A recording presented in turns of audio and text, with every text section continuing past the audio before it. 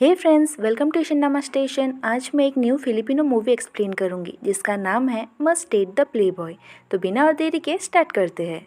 तोरी एक simple, cute और सीधी सादी लड़की है। इसके हाथों में जादू है, कमाल के कपकेक्स बनाती है और आंखों में सपना है अपनी बेकरी खोलने का, अपने कपकेक्स के जरिए लोगों के चेहरों पर मुस्कान लाने का। हर एक काम को लेकर बहुत पर्टिकुलर है, चेकलिस्ट बनाकर रखती है, जैसे कि अर्ली मॉर्निंग उठना, नहाना, कपकेक्स बनाना, हेल्दी ब्रेकफास्ट खाना। अपनी बेस्ट फ्रेंड क्लोई, जो कि एक सुपर मॉडल है, उसके सारे शूट्स और मीटिंग्स अरेंज करना, और सबसे इम्पोर्टेंट अपने लव मिस्टर एम्पॉय को ढूंढना, जिसे वो 8 साल पहले एक डेटिंग ऐप पर मिली थी। आज भी वो ऑनलाइन किसी से मिलती है, बस एक ही सवाल पूछती है, क्या तुम एम्पॉय हो? हमारी 17 फेब 2007 को बात हुई थी। हर बार उसे ना ही जवाब मिलता है।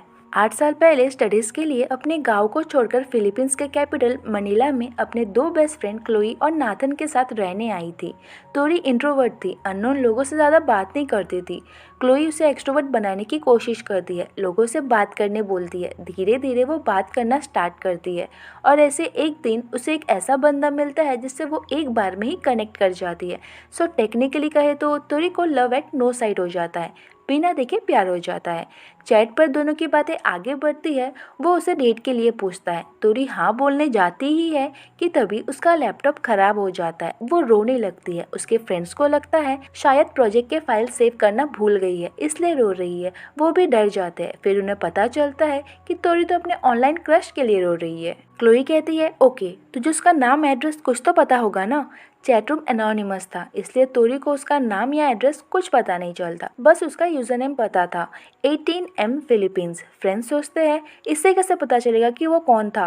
क्लोई उसे समझाती है, ऐसे होता रहता है, भूल जा, इससे बेटर मिल जाएंगे। पर तोरी को दूसरा कोई नहीं चाहिए। तीनों मिलकर उस मिस्टीरियस बंदे का नाम एम्पॉय रखते हैं, जो कि स्टैंड करता है 18 male Philippines only you. Nathan Tori के डिस्क्रिप्शन के हिसाब से उसके ड्रीम बॉय का एक स्केच बनाता है। तोरी स्केच देखकर खुश हो जाती है और डिसाइड करती है किसी भी हाल में वो उसे ढूंढ कर ही रहेगी। और आज 8 साल बाद भी अपने एम्पॉय को भूल नहीं पाई है। अब भी बस उसी के बारे में ही सोचती रहती है। अब हमारी मिस क्लोई सुपर मॉडल और तोरी और नेथन उसके असिस्टेंट बन गए होते हैं। तीनों शूट के लोकेशन पर आते हैं। क्लोई अपने मेल मॉडल और फेमस प्लेबॉय जैक को हक करती है। ये देखकर तोरी को थोड़ा अजीब लगता है, क्योंकि जैक एम्पॉय की तरह दिखता है। तोरी अपने ख्यालों की दुनिया में पहुंच जाती है, सोचती है कि ये सच में मेरा एम्पॉय हो सकता है। नेथन उसे होश में लाता है। बहन, उसे घूरना बंद कर। तोरी कहती है, कौन, किसे? नेथन कहता है, वही तेरे एम्पॉय जैसे दिखने वाले जैक को। तोरी कहती है, वो एम्पॉय हो ही नहीं सकता, मेरा एम्पॉय तो काइंड, सिंसियर और बहुत लॉयल है। इस प्लेबॉय जैक में ये सब गुण दूर दूर तक नहीं है। शूट के बाद भी नेथन उसे समझाता है, 8 साल हो गए हैं, उसे एम्पॉय को भूल जाना चाहिए, मूव ऑन करना चाहिए। बट तोरी का मानना है वो दोनों एक दूसरे के लिए ही बने हैं। 8 साल हो या 18 साल, वो वेट करेगी, डेस्टिनी उन्हें ज़रूर मिलवाएगी। नेथन उसे ऐसे एक्सपेक्टेशंस रखने मना करता है। क्या पता कि अब तक उस एम्पॉय की शादी हो गई हो, बच्चे हो गए हो। उसे ये भी अच्छे से पता है कि तोरी जैक में एम्पॉय को देखती है, क्योंकि दोनों ऑलमोस्ट सेम दिखते हैं। कहता है, bestie, just go for Jack, वो भी सिंगल है और रेडी टू मिंगल भी है। बट तोरी जैक जैसे प्लेबॉय को डेट नहीं करना चाहती। तभी जैक के रूम से अजीब आवाज सुनाई देती है। दोनों गलत शलत सोचने लगते हैं। तोरी कहती है, देखा, ये प्लेबॉय कभी नहीं सुधरेगा। कुछ सेकंड बाद दोनों को क्लोई की आवाज सुनाई देती है। शॉक्ड होते हैं, डोर ओपन करते हैं तो दोनों को प्यार से कपकेक्स खाते हुए देखते हैं।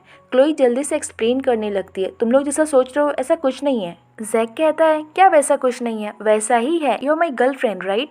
क्लोई फिर भी नहीं मानती। कहती है, तुमसे अच्छे से बात करती हूँ, इसका ये मतलब नहीं है कि मैं तुम्हें पसंद करती हूँ। I hate playboys. Jack was like, seriously, तुम अपने फ्रेंड्स के सामने मान क्यों नहीं रही हो कि मैं तुम्हारा बॉयफ्रेंड हूँ? क्लोई उसे इग्नोर करके चली जाती है। बेचारे जैक को कुछ समझ नहीं आता, बट तोरी और नेथन सब कुछ समझ जाते हैं। क्लोई से पूछते हैं उसने बताया क्यों नहीं कि जैक उसका बॉयफ्रेंड है। जैक की तरह ही क्लोई के डैड भी एक प्ले बॉय थे, फिर भी मॉम ने उनसे शादी की। देन एक दिन डैड ने मॉम को चीट किया और किसी और से शादी कर ली। क्लोई के मन में डर था कि जैक जैसे प्लेबॉय को डेट करने के लिए नेथन और तोरी उसे जज करेंगे, सोचेंगे कितनी पागल लड़की है, इसने अपनी मॉम की गलती से कुछ नहीं सीखा। बट तोरी और नेथन का उसे जज करने का कोई इरादा नहीं था। उन्हें बस क्लोई की फिक्र थी। वो जानना चाहते थे कि उसने अब तक उन्हें कुछ बताया क्यों नहीं। क्लोई क्लियर करती है कि वो बस सही टाइम का वेट कर रही थी। जैक ने उसे प्रॉमिस किया है कि वो सुधर जाएगा। एक बार वो सुधर जाता तो क्लोई सबको बता देती। पर तोरी को नहीं लगता कि जैक कभी भी सुधरेगा। Once a playboy always a playboy. Jack बिल्कुल भी क्लोई के टाइप का नहीं है, फिर भी वो जैक को डेट क्यों कर रही है ये बात नेथन को समझ नहीं आती। तो क्लोई उसे समझाने लगती है। जैक उसे अच्छे से समझता है, उससे लव भी करता है। तोरी कहती है, तू अपनी बात बता, तू सच में उससे लव करती है? क्लोई को नहीं पता, बस इतना पता है कि फिलहाल उसे जैक के साथ रहना है। वो शाल लेने के बहाने चली जाती है। नेथन और तोरी क्लोई को अच्छे से जानते थे। जो क्लोई को चाहिए वो उसे किसी भी हाल में हासिल करके ही रहती है और फिलहाल उसकी जिद जैक है। वहाँ पब में मिस्टर प्लेबॉय अपने फ्रेंड के साथ दुख दर्द शेयर करता है। कहता है, गर्ल्स मेरे साथ अपना नाम जोड़ने के लिए मरते हैं, बट क्लोई ने उसके फ्रेंड्स के सामने मुझे अपना बॉयफ्रेंड मानने से ही मना कर दिया। फ्रेंड कहता है, भाई उसकी गलती नहीं है, तू एक सर्टिफाइड प्लेबॉय है, वो थोड़ी ना चाहेगी कि उसका रेपुटेशन खराब हो। जैक उसे अपने चेंज होने वाली बात बताता है, बट फ्रेंड उस पर यकीन नहीं करता। और तभी एक बंदी आकर जैक को डांस के लिए पूछती है। हमेशा की तरह जैक पिघल जाता है और मना नहीं कर पाता। फ्रेंड वॉज लाइक, तू कभी नहीं सुधरेगा। जैक का मूड अभी भी खराब था, बट धीरे धीरे ठीक होने लगता है। और तभी उससे माफी मांगने के लिए क्लोई पब में आती है। तोरी उसे ऐसा करने मना करती है। एटलीस्ट 24 आवर्स वेट करने बोलती है, ताकि जैक उसे मिस करे और सामने से उसे बात करने आए। क्लोई कहती है, मैंने गलती की है तो माफी मांगने के लिए वेट क्यों करूँ? तोरी फिर भी उसे रोकने की कोशिश करती है। तो क्लोई कहती है, बेस्टी, कुछ लड़कियां जैसे कि तू 8 साल तक वेट कर सकती है, नो ऑफेंस हाँ, बट मुझसे ये सब नहीं होगा। वेट करना तेरे लिए सही होगा, मेरे लिए नहीं। क्लोई का ये एटीट्यूड तोरी बचपन से देखती आई है, इसलिए वो उतनी हर्ट नहीं होती। क्लोई जैक को ढूंढने लगती है। बंदी के साथ डांस करते हुए देखकर शॉक्ड होती है, खींचकर थप्पड़ मारती है, बिना कुछ कहे जाने लगती है। जैक एक्सप्लेन करने की कोशिश करता है, क्लोई उसकी एक नहीं सुनती। तोरी उसे क्लोई से दूर रहने बोलती है और जैक उसे अपने काम से काम रखने बोलता है। क्लोई दूसरी ओर से जाने लगती है। जैक उससे सेकेंड चांस मांगता है। क्लोई कहती है, सेकेंड चांस? पागल दिख रही हो क्या? तुमने सबके सामने मेरा मजाक बना दिया। उससे ब्रेकअप करके जाने लगती है। जैक पीछे जाता है। तोरी फिर से बातें सुनाती है, उसे प्लेबॉय बोलती है, क्लोई से दूर रहने बोलती है। जैक एंड क्लोई दोनों ही सेलिब्रिटी है, सो सभी फोटोज एंड वीडियोस ले रहे होते हैं। जैक चीट्स क्लोई ट्रेंड करने लगता है। पहले पहले तो लोग जैक को बुरा भला बोलते हैं, बट देन धीरे धीरे क्लोई को ब्लेम करने लगते हैं, उसे गलत शलत बोलने लगते हैं, गालियाँ भी देते हैं। ये सब देखकर क्लोई और अपसेट हो जाती है। तोरी उसे संभालती है, सब भूल जाने बोलती है। देखते देखते 6 महीने बीत जाते हैं। क्लोई किसी काम से यूएस गई हुई थी, इसलिए तोरी के पास टाइम ही टाइम था और इस टाइम को वो अपने बेकरी का सपना पूरा करने में लगाती है। एक क्लाइंट उसकी ड्रीम बेकरी को स्पॉन्सर करने वाली थी, इसलिए वो कपकेक्स लेकर प्रेजेंटेशन देने उसी क्लाइंट से मिलने जा रही थी। रोड के दूसरी तरफ टैक्सी रोकती है और बिना ठीक से देखे रोड क्रॉस करने लगती है। सामने से कार आ रही थी, जोर से हॉर्न बजाता है। इस आवाज़ से तोरी डर जाती है, कपकेक्स गिर जाते हैं, उसका एक्सीडेंट होते होते बचता है। कार जैक चला रहा था, वो बाहर आता है और उसे बातें सुनाने लगता है। दोनों बुरी तरह झगड़ते हैं और फिर अपने अपने रास्ते निकल पड़ते हैं। तोरी के कपकेक्स खराब हो गए थे, अब ऐसे कपकेक्स देखकर कौन उसे स्पॉन्सरशिप देगा। नए कपकेक्स बनाने का टाइम भी नहीं था। वो घर चली आती है और नेथन को बताती है कि कैसे जैक की वजह से सब बर्बाद हो गया। नेथन उसे शांत करता है और बताता है कि उसने क्लाइंट से बात की है, वो उन्हें एक और चांस देने के लिए रेडी है। ये सुनकर तोरी खुश हो जाती है। तभी डोर बेल बजता है। जब वो डोर खोलती है तो क्लोई और उसके न्यू बॉयफ्रेंड ग्रेग को देखती है। फिर क्लोई उन्हें अपनी लव स्टोरी सुनाती है कि पहली बार वो लोग कैसे मिले, किसने प्रपोज किया, कैसे किया। तोरी सोचती है, काश मेरा एम्प्लॉय भी मुझे मिल जाता। वहाँ जैक अपने फ्रेंड से न्यू बिजनेस के बारे में डिस्कस कर रहा होता है। उसे कुछ पैसे चाहिए थे। फ्रेंड जितना हो सके उतना देता है, लेकिन फिर भी पैसे कम पड़ रहे थे। तो फ्रेंड कहता है, अपने डैड से एक बार बोल के तो देख, वो ज़रूर हेल्प करेंगे।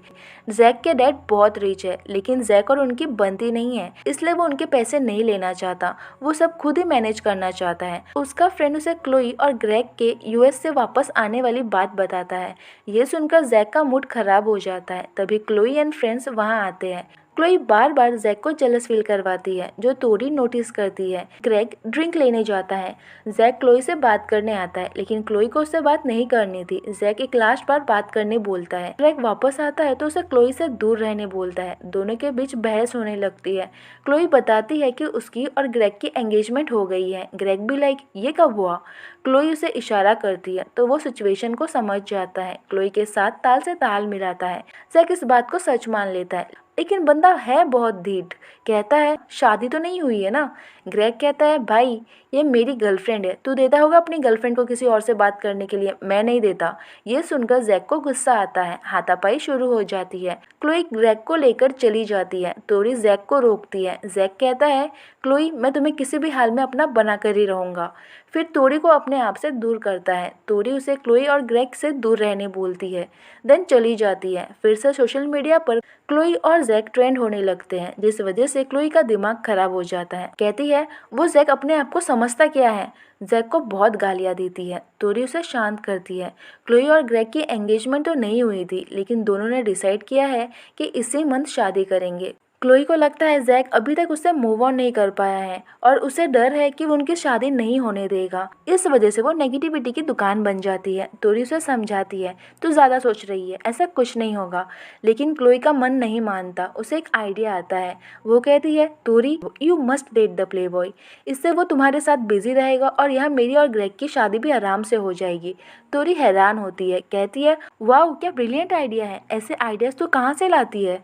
कभी मुझे ठीक से देखा है, कौन से एंगल से मैं जैक की टाइप की दिख रही हूँ। क्लोई इमोशनल ब्लैकमेल करती है और एट लास्ट ना चाहते हुए भी तोरी मान जाती है। उसी दिन वो अपने मॉम से मिलने गाँव आती है। उसका चेहरा देखकर ही मॉम समझ जाती है कि वो टेंशन में है। मॉम श्योर थी कि बॉयफ्रेंड का प्रॉब्लम तो नहीं होगा, क्योंकि मॉम को अच्छे से पता है कि उनकी बेटी का रियल बॉयफ्रेंड तो है ही नहीं। वो तो अभी भी अपने एम्प्लॉय का वेट कर रही है। बॉयफ्रेंड का इशू नहीं है, मतलब क्लोई के साथ झगड़ा हुआ होगा। तोरी कहती है नहीं, लेकिन उसने मुझसे हेल्प मांगा है, पर मुझे नहीं लगता कि मैं वो कर पाऊंगी। मॉम जो कि सीधी सादी है कहती है जो भी काम है कर लो, उसने और उसकी फैमिली ने हमारी बहुत हेल्प की है। तुम्हारा स्कूल फीस, कॉलेज फीस, उसके घर पर रहना, ये सब उनकी वजह से ही पॉसिबल हुआ है। मना मत करना, जो कहे वो कर लेना। तोरी को मॉम की बात समझ आ जाती है। कुछ दिन बाद एक इवेंट होता है जिसमें क्लोई ग्रेग के साथ आती है। जैक भी वहाँ आता है। क्लोई को पहले से पता था कि वो आएगा, इसलिए वो अपना Tori must date the playboy plan शुरू कर देती है। तोरी को कॉल करके बुलाती है और जब वो बातें करते करते आगे आती है तो अचानक से जैक पर गिर जाती है। ये सब प्लान में नहीं होता, लेकिन तोरी अपनी एक्टिंग जारी रखती है और जैक को लव कन्फेस करती है। वो कहती है मुझे पता है मैं तुम्हारी टाइप की नहीं हूँ, ना मैं ब्यूटीफुल हूँ और ना ही अट्रैक्टिव, बोरिंग और सिंपल हूँ, लेकिन इंटेलिजेंट बहुत हूँ। मुझे नहीं लगता कि यह मौका मुझे फिर से मिलेगा, सो इट्स नाउ और never. I really have to ask you this question mister Jack Andres, can I be your girlfriend. Jack totally confused, ये क्या बकवास है। तोरी कन्फेशन में इतनी खो जाती है कि जैक को अपना एम्प्लॉय समझने लगती है। अचानक से जैक जोर जोर से हंसने लगता है। उसे ये सब प्रैंक लगता है। तोरी कहती है नहीं सच है।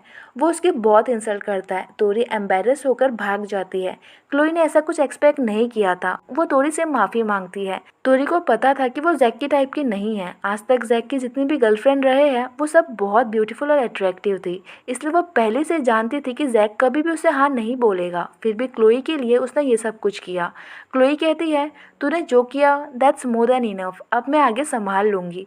वहाँ जैक का फ्रेंड उसे कन्फ्रंट करता है कि उसने तोरी के साथ गलत किया, लेकिन जैक को लगता है ये सब क्लोई का प्लान है, क्योंकि तोरी जो कि कल तक उसे हेट करती थी आज अचानक से उसकी गर्लफ्रेंड क्यों बनना चाहेगी। जैक का दोस्त उसकी बातों से एग्री करता है। फिर मजाक में कहता है सोच अगर तू तोरी को डेट करेगा तो तू रोज क्लोई से मिल पाएगा।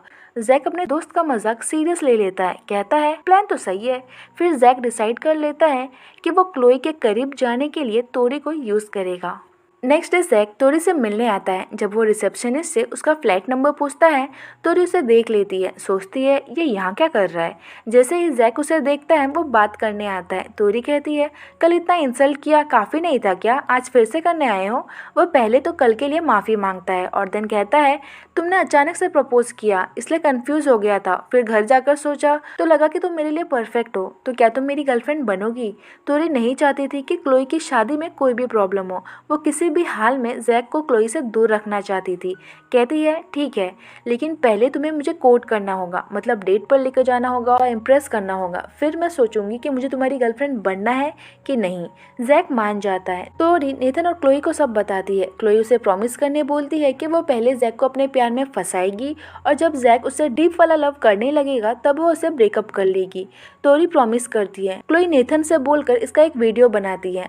अगले दिन जैक तोरी को एक 5 स्टार रेस्टोरेंट में ले जाता है। तोरी को यहाँ अच्छा नहीं लगता, वो कहीं और चलने की बात करती है। जैक कहता है लेकिन क्लोई को तो ये रेस्टोरेंट बहुत पसंद था, तो मुझे लगा तुम्हें भी अच्छा लगेगा। तोरी कहती है यहाँ के डिशेस बहुत एक्सपेंसिव है, चलो यहाँ से, और उसे अपने फेवरेट प्लेस पर ले आती है। वहाँ का कंडीशन देखकर जैक अनकंफर्टेबल फील करता है और डिश का एक बाइट लेते ही उसका पेट खराब हो जाता है। वो सीधे वॉशरूम भागता है। डेट खराब करने के लिए तोरी से माफ़ी मांगता है। तोरी कहती है कोई बात नहीं। फिर कल के डेट के लिए वो जैक को अपने साथ वर्कआउट के लिए चलने बोलती है। जैक सोचता है वाओ, जिम जाएंगे और वर्कआउट करेंगे, मज़ा आएगा। लेकिन तोरी का तो कुछ और ही प्लान था। वो बेचारे को अपने साथ जुम्बा क्लास ले जाती है, वहाँ सभी से उसे मिलवाती है। जैक पहले विमेंस के बीच अनकंफर्टेबल फील करता है, लेकिन धीरे धीरे वो भी एंजॉय करने लगता है। नेक्स्ट डे बड़े खुश होकर तोरी को मैसेज करने जाता है।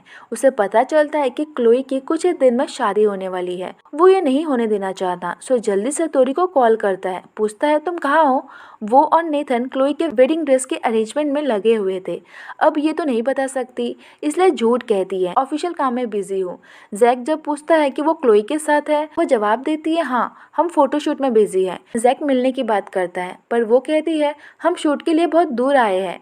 जैक किसी भी हाल में क्लोई के क्लोज जाना चाहता था, इसलिए कहता है जहाँ भी हो डिटेल सेंड कर दो, मैं तुमसे मिलने आ रहा हूँ।